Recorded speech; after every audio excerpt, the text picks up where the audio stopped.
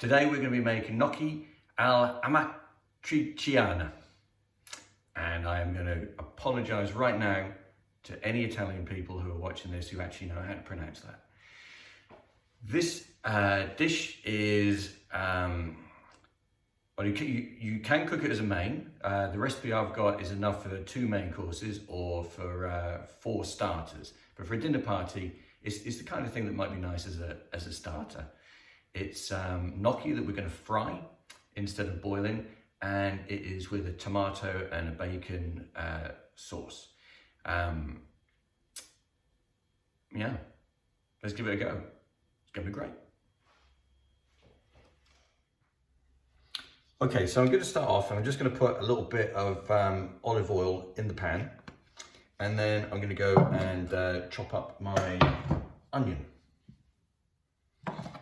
My wife's cousin, Phil, told us about this recipe, and I've got to say, I've never really even looked up the real name of it, which is why I'm struggling so much with the words gnocchi alla amatriana, because we just call it tomato gnocchi, really.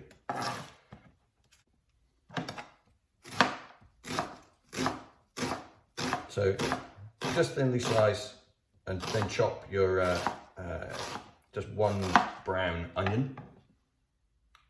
And when we've chopped up our onion, we're going to put it in the frying pan, and then we're going to put it in with the bacon, and we're going to fry them together. Just pop them in. And I'm going to just cut the fat off the bacon, and then I'm just going to chop it up into thin slices. You can use prosciutto ham for this, but for me, I've tried it with both, and to be honest with you, I like the way that the bacon without the rind on just isn't quite as quite as fatty. One of the reasons for this being a really good starter, like so many other things for a dinner party, you can prepare it well in advance. It'll be just as good having rested for a number of hours, and you can spend your time with your guests. Yes, I am being watched quite carefully while I cut the fat off the bacon. You've been a good girl? And don't worry folks, I will wash my hands before going to the next phase. Okay, I'll put these on I guess a medium to high heat, and we're just going to cook these until the onions just start turning brown and the bacon's cooked through. So I'm just going to add some garlic in here now. I add in a little time after the other elements have been cooking, because what I don't want to do is burn the garlic, because it'll give it a horrible nasty taste. So I've just turned down the heat, and I'm just going to stir that in there just for a little while longer. Okay, so I've got that about the right colour that I want, and I'm just going to add my dried herbs. So I'm putting some basil in here. I guess it's probably about a tablespoon. You could put dried thyme in there. I've tried this with fresh herbs, and it doesn't make any difference. And to be honest with you, I actually think the dried herbs for this recipe goes just a little bit better. Okay. Just going to put my chili seeds in here. Now again, you've got to do this to taste, because, well, yeah, sometimes we like stuff hotter than other times, don't we? But I don't know, I would sort of go anywhere from 1/4 tablespoon to, yeah, whatever you want really, or whatever your guests can handle. So I've put them in at this stage because I want to bring out some of the flavours before I put the chopped tomatoes in there. Okay, yeah, and then just put the chopped tomatoes in. So we can just put a little bit of heat through this. Give it a stir. So sometimes if you've had a dinner party and you've had 3.5 bottles of wine, let's say, it's always worth saving the half a bottle and corking it up, because you can use this for when you just need a little bit of red wine time.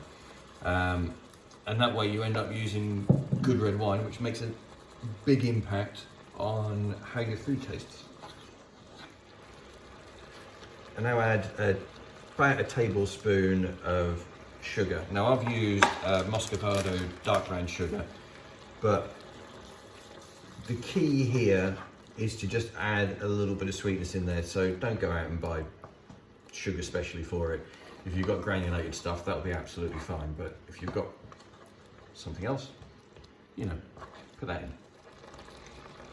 As an option, you can also put capers in here. So I'd put, again, about a tablespoon, maybe a little bit more, and then it just gives it that extra little element to the dish. So you don't have to put these in, but if you've got them, again, put them in. What I would do though is I would make sure that they're drained, and I'm going to rinse these through as well, because the I guess the vinegar that they come in, it could be just a little bit too overpowering, so don't just pop it in there. Give them a rinse through, and then you just get that right level of taste to it.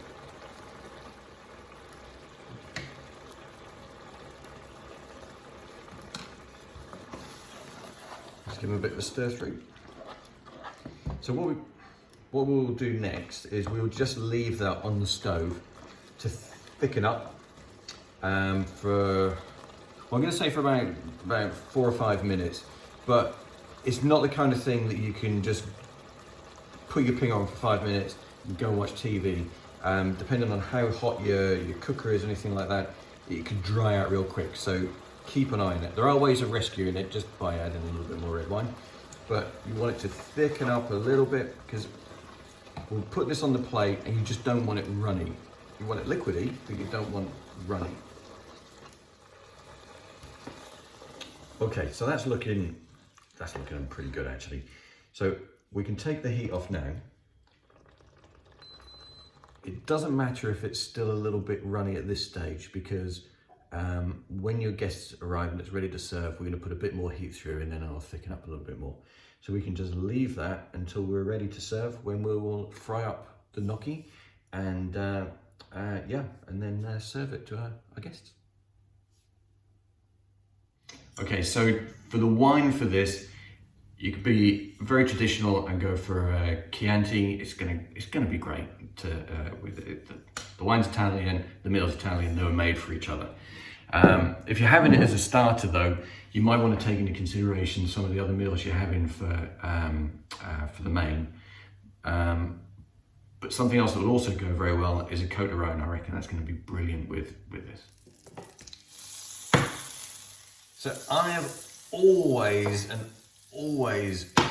boiled gnocchi before, and I always thought that was the only way to cook it. And then someone said to my wife, look, she fried gnocchi, and once you fried it, you will never go back. And I'm like, yeah, come on, really? And then, you know, I decided, okay, I'm going to take the plunge. I'm going to fry gnocchi, and oh my goodness me, it is just so much better than boiling it. What you get is you get a nice crispiness to everything. Let's just toss the pan a little bit so we just get everything as a good coating on there.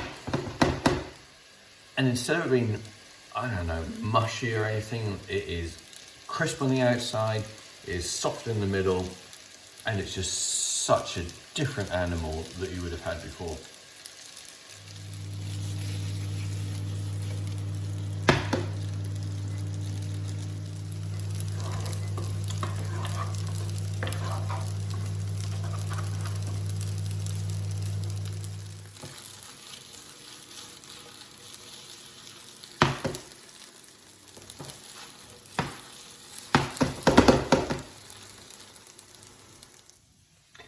Let's grate some Parmesan cheese on there.